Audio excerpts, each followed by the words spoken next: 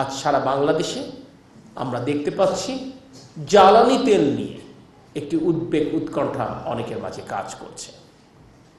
ওই মন্ত্রণালয়ের দায়িত্বপ্রাপ্ত ব্যক্তি হিসেবে আমি আপনাদেরকে আশ্বস্ত করতে চাই, এখন পর্যন্ত সারা পৃথিবী ৮০টা দেশ জ্বালানির মূল্য বৃদ্ধি করলো, আমাদের প্রিয় মাতৃভূমি আমাদের গণতান্ত্রিক সরকার এখনো জ্বালানি তেলের মূল্য বৃদ্ধির কোনো পরিকল্পনা করছে না।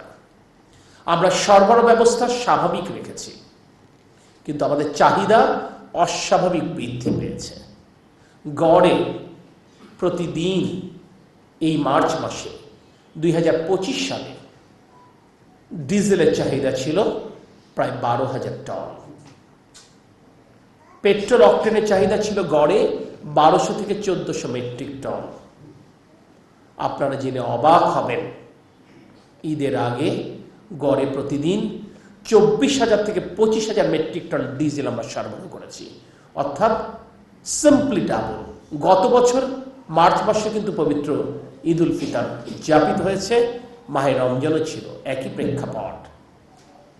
আপনারা জেনে অবাক হবেন, যেই পেট্রোল পাম্প ঢাকা শহরে যে নাম করা পেট্রোল পাম্প, আমাদের কাছে তথ্য আছে সুস্পষ্ট, যে পেট্রোল পাম্প ২০২৫ সালের মার্চে গড়ে ৫,০০০ লিটার অকটেন বিক্রি করেছে, সেই পেট্রোল পাম্প এখন গড়ে ৯ থেকে ১০,০০০ লিটার পেট্রোল অকটেন বিক্রি করলেও সেই অকটেন ২ থেকে ৩ ঘন্টার মধ্যে শেষ হয়ে যাচ্ছে। আমরা যারা সংসারে বাস করি, আমাদের স্ত্রী, আমাদের মায়েরা জানেন আমাদের সংসারের মাসিক চাহিদাটা কি। চাল, ডাল, তেল।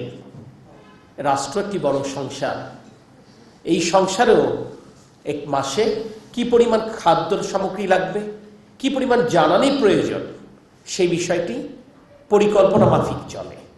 আমরা যদি কেউ নিজের প্রয়োজনের অতিরিক্ত ক্রয় করি, তাহলে আরেকজন কিন্তু তার প্রয়োজনের সময় সেই খাবার কিংবা জ্বালানি প্রাপ্তি থেকে বঞ্চিত হবে।